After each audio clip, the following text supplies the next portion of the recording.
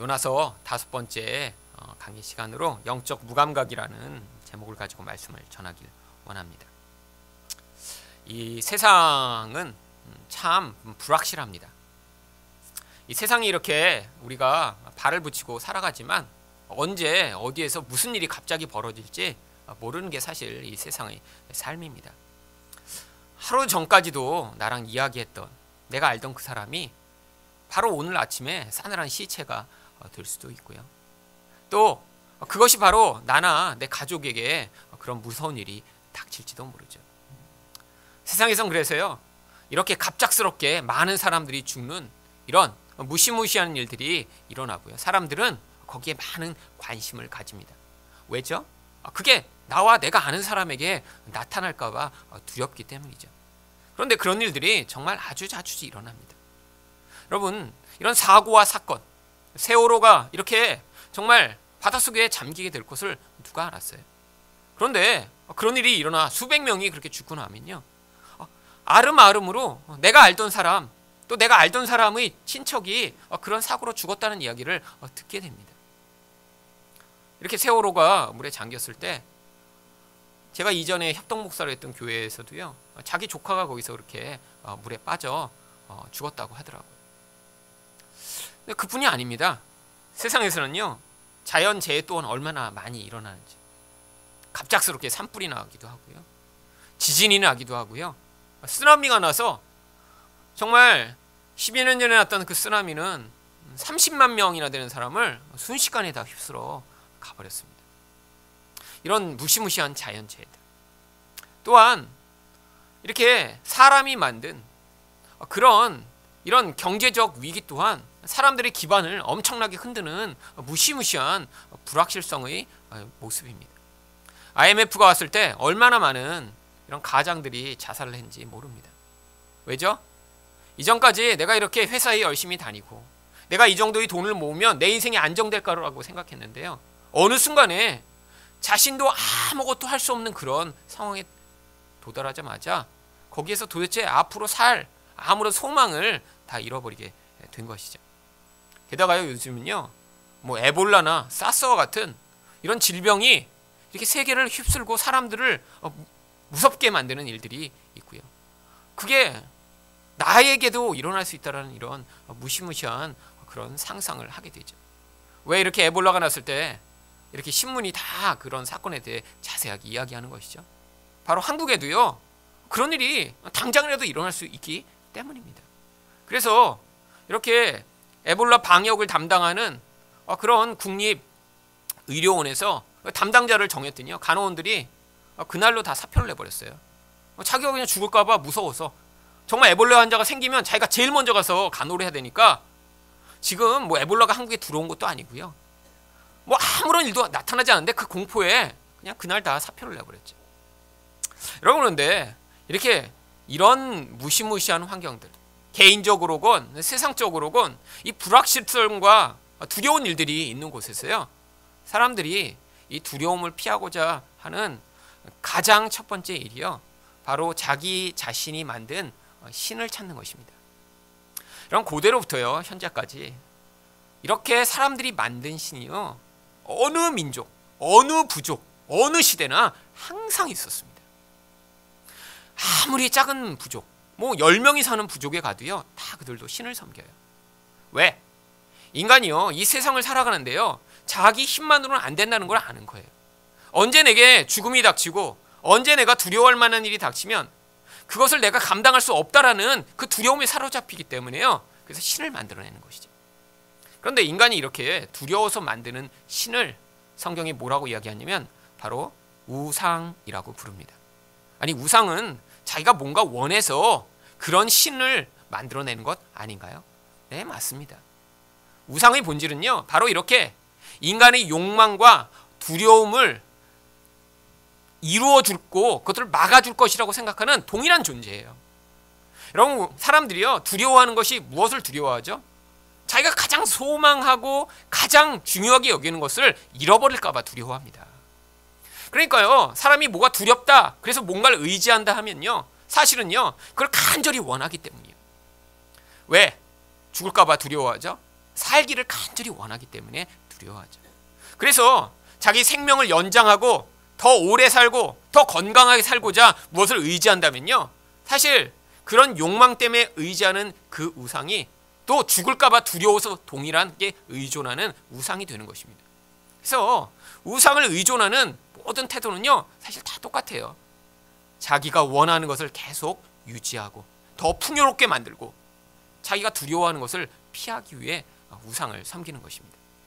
바로 오늘 본문에 보면요, 5절에서 사공들이 두려워하여 각각 자기의 신을 부르고, 신기하게도요, 이 사공들도요 같은 신을 섬긴 게 아니에요.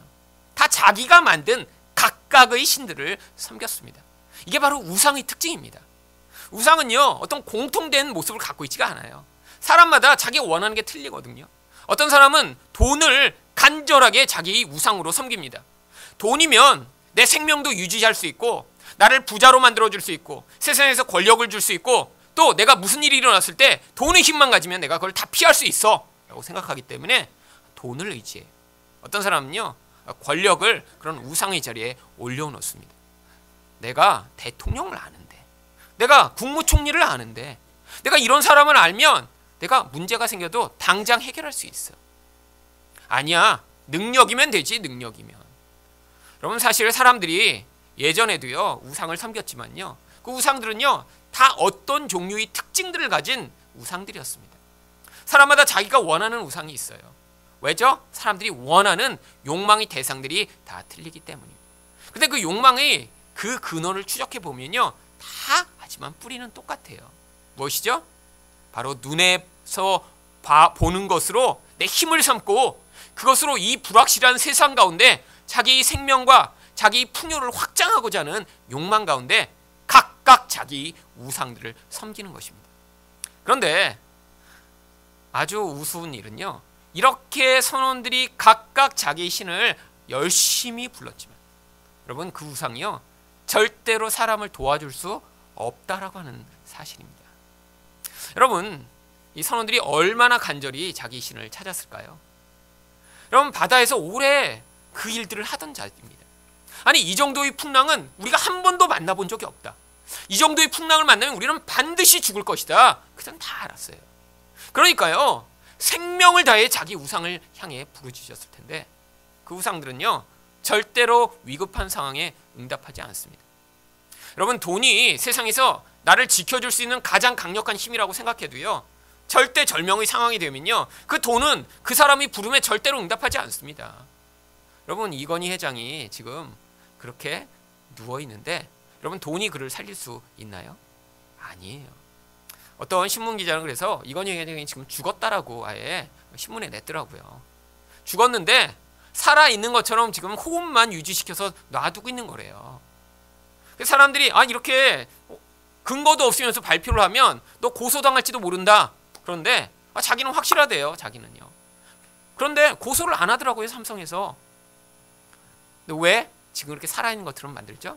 지금 그냥 죽으면요 이 상속세를 엄청나게 내서 그 지분이 지금 제대로 정리가 안 되기 때문에 이 이재용이라고 하는 그 아들이 그 모든 것을 자기가 통제하고 다스리기 위해서는요 죽기 전에 그 작업을 미리 다 해놔야 되거든요. 그래서 지금 생명 유지 장치로 그냥 살려만 놓는 거예요. 살아있는 것처럼. 여러분, 아무리 돈이 많아도요 그 절대절명의 상황에서 우리 이건희 회장도 살아날 수가 없습니다. 여러분, 이게 우상의 특징이에요. 근데 사람마다요 여전히 눈에 보는 것을 의존하기 때문에요, 그런 눈에 보는 것이 나를 어느 순간에 지켜줄 수 있을 거라고 끊임없이 생각합니다. 여러분, 가장 미련한 짓은요 사람을 이렇게 우상으로 섬기는 거예요. 어떤 사람이 나를 도와주고 어떤 사람이 내 미래를 책임져 줄 것이라고 생각하는 이런 것. 여러분, 그런데 이거 아주 보편적인 우상입니다. 한국의 모든 부모들이 왜 자녀에게 목을 매죠? 자기는 이렇게 싸구려 몸빼 치마만 입으면서 왜 자녀한테는 30만 원, 40만 원씩 들여서 과외를 시키죠? 그 자녀가 자기 미래고 자기 우상이기 때문이에요. 자녀가 높은 자리에 올라가고 자녀가 성공하는 것이요, 그게 내 미래를 책임져 주고 나에게 영광을 가져줄 것이라고 생각해서 그래요. 그래서요 자기를 희생하면서 그 우상에게 바치는 것이고 헌신하는 것입니다. 그런데 그렇게 자녀를 의존했더니 정말 자녀가 그 부모를 책임지고 그 부모를 영광스럽게 만들고 그 부모를 정말 하늘 끝까지 높여주던가요? 여러분, 자녀에게 헌신할수록요, 그 자녀는 부모에게 정말 배신을 때립니다. 우리 그런 얘기 많이 듣잖아요. 정말 홀 어머니가 행상을 하며 자기 아들을 잘 가르치고 의사를 만들었더니 나중에 그 아들이 어떻게 해요? 그 어머니를 알지도 못한다. 찾아오지도 않는다. 여러분, 이게 세상입니다. 이게 우상이 가져오는 결과예요. 여러분, 여기에는요, 사실은 사람들이 끊임없이 인류 내내 하나님 외에 만들어냈던 이런 가짜 우상들이 무력함이 드러납니다. 세상을 다스리시고 통제하시는 분은 하나님이세요. 그런데 여전히 우리 또한요, 어떤 상황이 요동하고요, 내 미래가 불확실하고요, 내가 실패할 것 같고요, 어떤 상황 때문에 내가 창피를 당할 것 같으면요, 그때 당장 생각나는 게요, 우상입니다. 여러분, 하나님을 믿는다고 하지만 실제로요, 하나님을 통해서 바로 내가 우상으로 여겨왔던 그것이 주어지기를 기대하는 마음, 그게 똑같이 우상 숭배인 거예요. 내가 문제가 발생해서 내 미래가 두려워져요. 내가 실패할 것 같아요. 어떤 상황 때문에 망할 것 같으니까 두려워서 하나님 도와주세요. 근데 어떻게 도와주세요? 내가 사실은 우상으로 섬기고 있는 그것을 나에게 달라고 하는 거예요. 여러분, 그래서 하나님 백성들도요, 이런 우상이 무엇인가를 고백하게 만드는 자리로 몰아넣으시는 경우가 굉장히 많습니다. 여러분, 평소 때는요, 하나님을 내가 정말로 섬긴다고 고백을 해요. 그런데 위기의 순간, 정말 망하기 전에는요, 이런 우상 앞에서 정말 자기가 내가 이런 우상을 섬기고 있는 자구나라는 그 사실을 고백할 수밖에 없는 그런 상황이 다가옵니다. 왜죠? 그런 상황 때문에 두렵다는 게 사실은 내적 깊은 곳에선 하나님을 지금 신뢰하고 있지 못하다는 거예요. 여러분, 하나님은요, 세상도요, 그냥 우연히 만드신 것이 아닙니다. 하나님 안에 이 세상을 향한 계획이 다 있는 거예요. 창세기부터 계시록까지, 그래서 내가 처음을 세상을 만들며 이 세상 가운데 내가 이런 세상으로 마무리하겠다라는 계획을 성경이 바로 작정이라고 이야기합니다. 창세기부터요. 그래서요, 바로 새 하늘과 새 땅을 만들어 완성할 계획을 하나님이 미리 가지고요, 세상을 지금 운영하고 계신 거예요. 이 세상이 지금 우연히 지금 흘러가고 있는 것이 아닙니다. 하나님이 계획 안에서 이 세상은요, 지금 다 다스림을 받고 있어요. 하나님이 목적한 대로 결론을 이루시기 위해서요, 지금 하나님을 위해서 세상에 계속 개입하고 계십니다. 이런 개입을 섭리라고 부르는 거예요. 여러분, 이 세상이요, 이렇게 악하고 마귀가 지배하는 것 같고 세상이 지 맘대로 흘러가는 것 같지만 그 안에서요, 여전히 하나님은요, 섭리적으로 세상에 개입하고 계세요. 무엇을 위해? 결국은 이런 세상을 새 하늘과 새 땅으로 만들어내시기 위해서예요. 그런데요, 하나님이요, 그 중에 가장 중요한 인간을 향한 계획을요, 창세 전부터 계획하고 지금 이끌어가고 계신 거예요. 이것을요, 바로 예정이라고 부르는 거예요. 바로 하나님은요, 자기가 계획한 대로 이 세상을 시작하고 마무리하시기 위해 지금도 그 안에 특별히 하나님이 계획 가운데 있는 하나님의 백성들을요, 자기가 계획한 결과대로 만들어내시기 위해 지금도 계속해서 개입하고 계신 거예요. 여러분, 이 개입을 믿으셔야 돼요. 하나님, 정말 내 인생에 하나님이 개입 안 하시는 것 같고요, 나는 지금 두려워 죽을 것 같아요 라고 고백하는 그 순간에도요, 하나님은요, 지금 개입하고 계신 거예요. 어떻게 해요? 여러분 안에서 진짜 누구를 하나님으로 섬기가 있는가를 그 상황을 통해 보여주시고 계신 거예요. 여러분, 우상을 섬기는 건요, 세상 사람들만 우상을 섬기는 것이 아닙니다. 인간은 근원적으로 눈에 보는 것을 의존하게 돼 있어요. 그래서요, 세상에서 힘이 있다라고 하는 것, 그것을 가져야 내 미래가 풍요롭고 내가 망하지 않는다고 생각하는 그것이 내게 없어지고, 정말로 그것 때문에 내가 망할 것 같으면요, 거기서 두려워지고요, 결국엔 하나님 앞에서도요, 뭐라고 고백하게 되면 하나님 그걸 주세요, 그거를. 그게 고등학교 3학년 때는요, 대학교 입시입니다. 여러분, 고3 때 저도 얼마나 간절하게 기도했는지 몰라요. 왜죠? 바로 내가 원하는 대학이 저희 우상이었으니까요. 그런데 그렇게 간절히 기도하고요, 여러분, 매일, 그래서 하나님이 내가 이렇게 신실하게 하나님 앞에서 기도하고 성경을 보는데 어떻게 내가 이렇게 대학교를 가는데 안 도와주실 수 있겠어? 라고 할 만큼 아침마다 성경을 보고, 그리고 기도를 열심히 하고요. 그래서 이제 고3이 점점 시간이 갈수록 이거 한 번만 해갖고는 안 될 것 같은 거예요. 그래서 매 시간마다 성경책을 펴고 쉬는 시간마다 보고. 그런데요, 똑 떨어지더라고요. 저는 그래서 그때 이해가 잘 안 갔습니다. 아니, 이렇게 신실하게 시간마다 하나님 앞에서 무릎 꿇으며 매 순간을 이 대학교에 가게 해달라고 내가 이렇게 강구했는데 어떻게 내 기도를 하나님이 외면하셨지? 그리고 그냥 기도했나요? 말씀을 가지고 기도했어요. 어떤 말씀이요? 야고보서 1장에 나오잖아요. 지혜가 부족하거든 구하라. 두 마음을 품으면 안 주신다. 그래서 저는 한 마음으로 기도했습니다. 제 마음에 다른 마음이 전혀 없었어요. 똑 떨어졌습니다. 또. 여러분, 근데 재수했더니 그 다음에 붙었죠. 그러고 났더니 이제 우상이 없나요? 아니에요. 그때마다 이제 새로운 우상이 하나님의 이름을 부르면서요, 계속 제 안에서 돌출하는 거예요. 여러분, 언제까지요? 우리가 죽기 전까지요. 사실 성경의 역사는요, 어떻게 하나님이 우리 안에 숨은 그 우상을 드러내셔서 파괴하고 계신가를 보여주는 역사입니다. 그래서요, 나이가 들어도요, 눈에 보이는 무엇인가 없으면 불안하고 초조하고 힘들고 하는 상황들을 우리가 경험하게 되는 거예요. 왜죠? 우리 안에서 그렇게 하나님만을 의존하지 못하는 것이요, 하나님이 가장 싫어하시는 교만이라고 하는 죄이기 때문입니다. 우리는 너무 착각해요. 하나님이 우리가 어디서 가서 거짓말하고 누군가를 가서 때리고 욕하면 그걸 하나님이 아주 싫어하시는 죄라고 여긴 것이라고 생각해요. 심지어는요, 그래서요, 누군가 간음을 했다. 어떻게 저런 인간이? 여러분, 근데 간음을 했는데 예수님처럼 여김을 받은 사람도 있어요. 성경에는요. 누구죠? 다윗이요. 우리가 생각할 땐 누가 간음했으면요, 도저히 용서가 불가능한 사람 아니에요? 예를 들면 근데 목사가 간음을 했다면 어떨까요? 여러분, 그건 목회가 불가능하죠.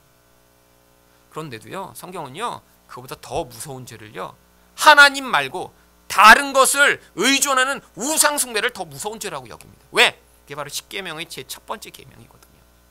그런데요, 우리는요, 본질적으로 하나님만을 의존하지 못하는 자들입니다. 그런데 우리를 어떻게 구원하세요? 이렇게 우상 숭배밖에 할 수 없는 우리들을요, 우리를 보시고 구원하시는 것이 아니라요, 예수님을 통해서 우리를 구원하시는 거예요. 그래서 우리의 의는 아무것도 없는 것입니다. 하나님이 요구하시는 그 온전한 의존을 만들어낼 수 없기 때문에, 그래서 예수만을 믿으라고 하시는 거예요. 여러분, 세상 사람만 우상을 섬긴다고 착각하고 계시지 마세요. 지금 여러분은요, 어떤 우상을 섬기고 있었는지 인생을 돌아보시면요, 그때마다 하나님의 이름은 부르고 있었지만, 내 아들을 우상으로, 내 사업의 성공을 우상으로, 내 학교를 우상으로, 내 능력을 우상으로, 내 배우자를 우상으로 섬겼던 그 우상 숭배. 근데 어떻게 되셨어요? 그게 여태까지 다 실패하셨던 거예요. 그 사람이 구원자인 줄 알았는데, 돈을 그렇게 벌면 해결될 줄 알았는데, 하나님의 백성은요, 나이가 들수록 이게 아니었구나 를 고백하는 자리로 가게 되는 것입니다. 여러분, 그런데 하나님이요, 이런 불안정한 세계 가운데 우리를 집어넣으시고요, 거기서 이렇게 살게 하시는 바로 목적이 있습니다. 무엇이죠? 우리를요, 그리스도 안에서 완전한 자로 만드시기 위해서예요. 그래서요, 이 세상이라고 하는 불안전한 세상 속에 우리를 살게 만드시는 거예요. 왜? 불안전하고요, 유혹이 많고요, 이런 세상이니까요. 여기에도 우리가 살다 보면 우리 안에서 그렇게 완전하지 못한 모습, 유혹을 받는 모습들이 계속 드러나게 되어 있는 것입니다. 그래서요, 이 세상을 성경이 광야라고 부르는 것이죠. 그리고요, 더구나 이 광야에는요, 우리만 살고 있는 것이 아니라 우리의 훈련 교관인 마귀가 우리와 함께 살고 있습니다. 요한계시록 12장이 그걸 묘사하고 있는 거예요. 요한계시록 12장 13절 14절에 보면요, 용이 자기가 땅으로 내쫓긴 것을 보고 남자를 낳은 여자를 박해하는지라 그 여자가 큰 독수리 두 날개를 받아 광야 자기 곳으로 날아가 거기서 그 뱀의 낯을 피하여 한 떼와 두 떼와 반 떼를 양육받으매. 요한계시록에 나오는 이 한 떼, 두 떼, 반 떼는요, 1 더하기 2 더하기 2분의 1이라 3과 2분의 1이고요. 이게 바로 3년 반, 1260일 같은 의미로 바로 이 세상의 환란의 기간을 의미하는 것입니다. 바로 예수님의 초림부터 재림까지 교회가 세상 속에서 살아가는 그 시간, 바로 우리가 교회로서, 여자로서 광야에 이렇게 살고 있는 거예요. 그런데 성경은 뭐라고 얘기하죠? 거기에 지금 이 용, 마귀가요, 하나님 백성과 함께 있습니다. 근데 성경이 뭐라고 얘기하냐면 바로 이 광야에서 마귀와 함께 우리가 있는데 이곳을 하나님의 백성들, 여자가 양육받는 곳이라고 얘기해요. 어떤 양육이요? 우리가 받아야 할 제일 중요한 양육은요, 하나님만을 믿는 그런 자로 성장해 나가는 것이죠. 여러분, 바로 이렇게 우리는 이 땅에서 우상 숭배를 벗어나 하나님을 의존하는 자로 지어져 가는 것입니다. 그런데 이런 세상 속에서요, 바로 우리가 어떻게 하기 쉬우냐면요, 요나와 같은 반응을 하기가 쉬운 거예요. 어떤 반응이죠? 이렇게 지금 세상이 요동하고 흔들리고 있는데요, 영적으로 무감각한 자는요, 아예 배 밑창에 깊이 들어가 거기에서요, 이 모든 상황 가운데 벌어지는 일을 외면해 버리는 거예요. 사실 이 모든 문제가 왜 발생했죠? 요나 때문에 발생했습니다. 왜 세상이 이렇게 풍랑으로 요동하고 사람들이 죽을 것처럼 소리를 지르고 있죠? 요나 한 사람 때문에 이런 일이 벌어지고 있는 거예요. 여러분, 세상을 정말 이런 영적으로 민감한 관점에서 바라보시면요, 세상이요, 사실 여러분 한 사람을 변화시키고 여러분 한 사람을 성장시키기 위해 하나님이 세상을 움직이고 계시는 것을 보실 수가 있어요. 영적으로 무감각해지면요, 아니 왜 이렇게 자꾸 어려운 일들이 일어나? 왜 주변 사람이 자꾸 아파? 엉뚱한 얘기를 하게 되죠. 여러분, 이 영적으로 민감해진다는 게 그래서 중요합니다. 영적으로 민감해지면요, 세상에서 매일매일 벌어지고 있는 일들이요, 지금 하나님의 개입 가운데 있는 일들인 거예요. 무슨 좋은 일이 일어나서가 아니에요. 하나님의 목적은요, 여기서 우리를 좋게 만드시고 편안하게 만드시고 우리에게 모든 필요한 것을 주시는 목적이 아니에요. 여러분, 이게 목적이면요, 진짜 좋은 하늘나라에서는요, 거기서는요, 우리를 미리 데려가시면 되잖아요. 이 땅에 사는 날 동안 우리는 양육받는 것입니다. 영적으로 눈을 뜨셔야 돼요. 여러분, 근데 이렇게 영적으로 무감각해진 이유가 무엇이죠? 하나님이 행하시는 일과 자기가 생각하는 게 달라서 그렇습니다. 여러분, 사실 이게 다르지 않다라면요, 진짜 문제가 많은 거예요. 왜죠? 이미 우리가 하나님과 똑같다는 거 아니에요. 우리 생각이 그래서 하나님 생각과 똑같으니까 그때 갈등이 없죠. 그런데요, 갈등이 없다고 느낀 때는 언제냐면요, 예수님을 처음 믿었을 때예요. 그때는 하나님이 누구신지 모르기 때문에 하나님이 늘 내 편이야. 그러니까 그냥 하나님이 참 좋아. 그런데요, 여러분, 하나님을 많이 이렇게 열심히 믿고 하나님이 누구신지 알다 보면요, 하나님은요, 우리가 원하는 대로 행하시지 않습니다. 사실 관계가 중간에 틀어져요. 안 틀어지신다고요? 그럼 아직 시작도 안 하신 거예요. 신앙은요, 여러분, 늘 하나님과 이렇게 허니문이 아닙니다. 관계가 깊어지면요, 여러분, 사실 결혼해서요, 언제가 제일 힘들죠? 초기가 제일 힘들죠. 왜죠? 결혼해보니까요, 서로 가까워질수록 서로의 관계가 틀어지는 것들을 발견하게 되잖아요. 내가 원하는 것과 상대가 원하는 게 일치가 되지 않잖아요. 결혼하기 전에는 멀 때는요, 별로 상관이 없었어요. 근데 같은 집에서 같은 시간에 같이 살다 보니까 계속 문제가 생기죠. 하나님도 마찬가지예요. 멀 때는요, 하나님이 무조건 좋은 하나님이에요. 근데 가까워지면요, 하나님은 변하시지 않습니다. 우리의 변화만을 끊임없이 요구하세요. 그러니까 거기서부터 힘든 거예요. 여러분, 하나님이 요구하시는요, 가장 중요한 일은 무엇입니까? 바로 이 요나처럼 원수까지도 사랑하는 거예요. 여러분, 그래서요, 여러분의 삶에서 끊임없이 그런 테스트가 나오게 되어 있습니다. 원수를 정말 사랑하는가? 아니에요. 미운 자들이 계속 나타나야 정상입니다. 마음에 안 들고요, 힘들고요, 같이 있기 불편하고요, 그 사람 때문에 짜증이 나고요, 사람이 싫고요. 그런데 여러분, 그 사람이 나쁜 사람이기 때문에도 그런 문제가 발생할 수 있죠. 그런데요, 우리 안에서 드러나는 그런 모습들이 사실 하나님이요, 우리 깊은 죄를 드러내고 계신 거예요. 여러분, 바로 이런 바닷속의 환경, 이것이 지금 우리가 살아가고 있는 그런 자리입니다. 여러분, 하나님은요, 지금도요, 우리를 이렇게 요동하는 것 같은 환경 속에서, 정말 한 치 앞을 내다볼 수 없는 그런 자리 속에서, 우리 근원 안에서 우리가 이렇게 영적으로 무감각하지 않고 차라리 이방인들처럼 깨어 하나님을 부르는 자들이 되기를 원하고 계신 것입니다.